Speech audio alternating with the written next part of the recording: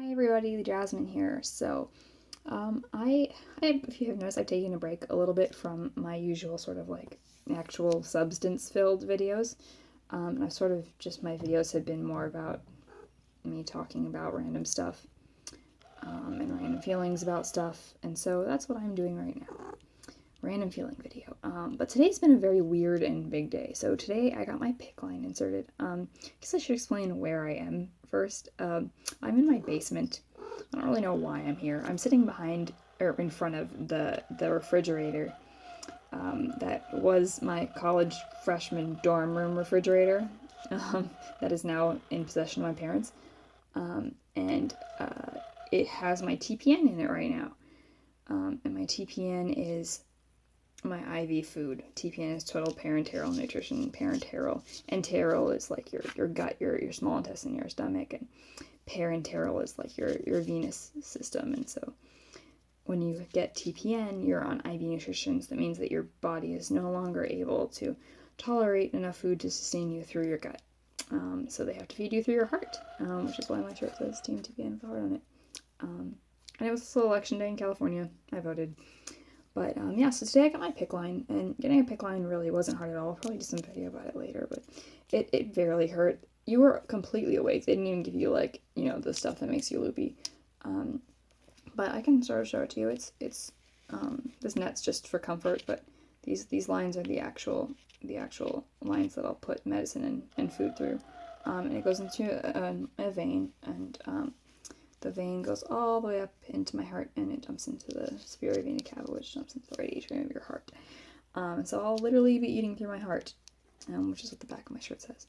But anyways, yeah, it's just TPN is a very weird sort of new step. I don't think I've really quite processed that, but today kind of brought up a lot of things. Yeah, I had a really weird time today. So see, the infusion center is at the old hospital. And the old hospital is sort of some mixed feelings. So the old hospital I sort of associate a lot with when I first got sick, when I was a teenager, and we were trying to figure out what the heck was wrong with me, and nobody thought Parkinson's and a 14-year-old, and there were all these misdiagnoses and neurologists, and it was just a really difficult time in my life. And then later they moved all of the stuff. They moved all of the offices to a different hospital that my insurance covers. So that hospital is only used for a couple of medical office buildings and the infusion centers there, and I think some surgery. But driving to that parking lot was really scary. I don't know, I just brought back a lot of old feelings. And as we were driving, I didn't really say anything to my dad, and we got our PICC line, walked away, and we were driving away, and my dad says, he's like, there are a lot of memories in this hospital. And I'm like, yeah, bad ones, like, why are you talking about this? And he kind of looks at me like I'm crazy, and then it hits me like, I was born there. Duh, idiot. Like, I was like, oh my goodness, like, I just said bad ones, and like, I was born there. My dad's kind of like, yeah, and he's like, yeah, and you remember your grandma worked here for years. Like, duh. He's like, and I had a summer job there, randomly filing in the chart room, but anyways, it was just kind of like all these things, and I was thinking, I was like, all those bad memories, there's all those good memories too. So, I mean, I'll be making more at the infusion center because I'll have to go there pretty frequently. Right now, I'm under the care of home health, and so tomorrow they're going to come teach me how to use my TPN. And I'll actually officially start my TPN tomorrow. But they kind of change the dressing once a week too, but eventually I can actually opt to go down there to the infusion center to get it changed and to get my line checked and all that once a week.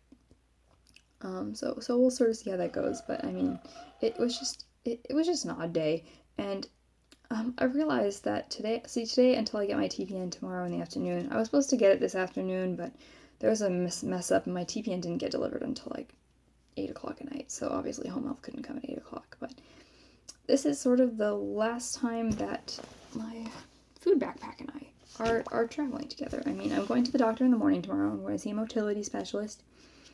And the motility specialist is going to be a really good thing. They're hopefully going to do some tests to figure out, like, what the heck is going on with my small intestine.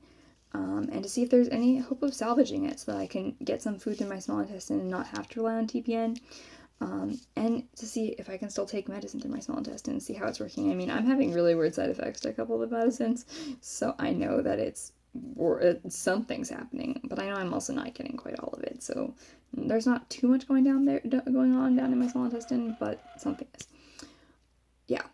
So that's exciting. It's a really big step. And then I see pain management the day after. So that's really exciting too, because the motility specialist can tell us a lot about like how to proceed with meds, and then we go see the specialist, and it's just going to be good. And I guess sort of the other reason why I wanted to make this video today, and what really inspired me to sort of just talk about it and lay out all these feelings on the internet. A friend with Parkinson's commented on my Instagram, saying that my videos really helped her, and just with inspiring that, and just helping her get through some of the hard stuff. And that just like really sort of blew my mind. I was like, oh my god, my videos help somebody. Like, wow.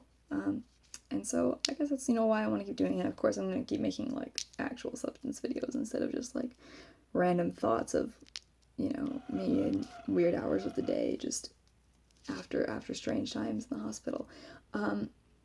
But so that's definitely, it definitely really inspires me to keep going. I think sometimes a lot in the middle of all of this hospital stuff, and I do fun stuff, and I do have good times, and I guess you can't help but compare yourself to normal 21, 22-year-olds. Like, you can't help compare yourself to normal people who graduated college. I don't want to say normal, because who's normal, right? Everyone's got their own thing. But neurotypical, healthy 20-somethings who are out there doing stuff, and it's kind of like, moving back in with my parents was really, really hard, because I haven't lived here. Well, I lived here last summer, but since I started college, I did summer jobs, and I was gone. And it wasn't because, my family rocks. They really rock. But I was out there, living life, and then it's like I really had to slow down for health. But I'm very fortunate to be able to do that. And I really just am working on my own self, trying to see that this is a good thing. And I do most of the time. And, I also say that my optimism about all this really isn't fake. I really am a hopeful person and just a happy person despite all this health stuff.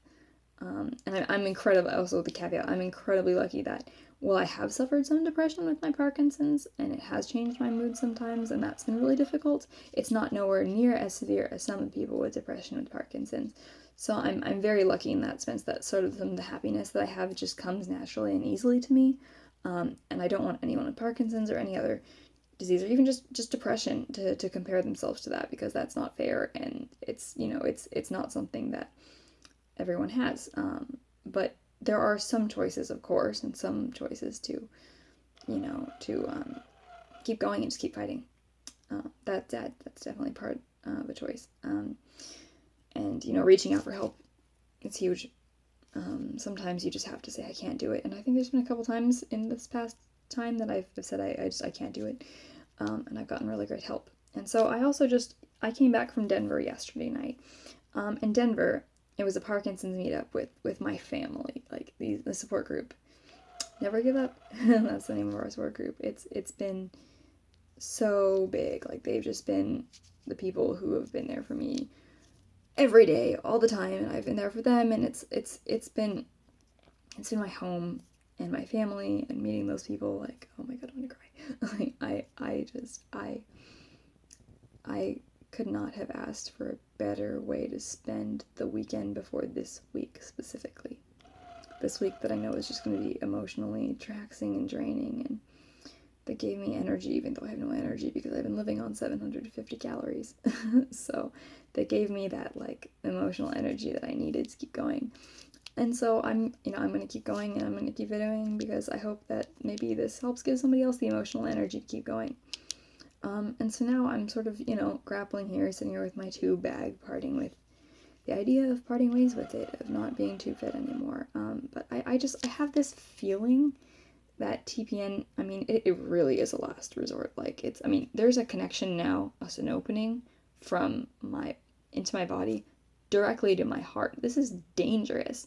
This could get infected and it could kill me. I could have sepsis and I could die.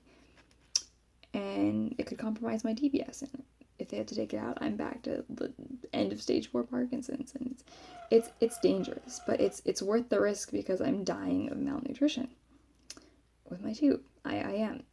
My BMI is 15.5. I weigh 100 pounds, and I'm 5'8". You can see all my bones, all my ribs, my entire back. It's bad. I'm wearing a children's size 12 shorts, but this really is to save my life, and I really feel that if I get it right and I can do it, that, you know, maybe this could be the thing that really saves me. And so that's just really exciting and beautiful.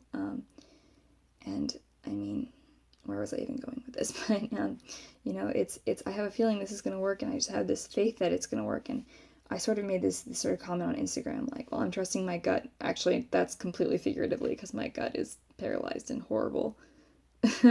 But I'm, and so somebody commented, a dear friend, hey Julie, she commented on it, saying, well, no, you're trusting your heart. And I'm like, well, you know, I'm a scientist. The heart is an organ that pumps blood. It's not, you know, but it's kind of symbolic that it's going into my heart to nourish me. And so I just, those are my thoughts for tonight. Some emotions I thought I'd get out there. And yeah, I'm just, you know, I'm gonna sort of treasure some of the last moments with my tube. And, you know, I'm putting that to rest happily, because this is gonna save me. Thanks for watching.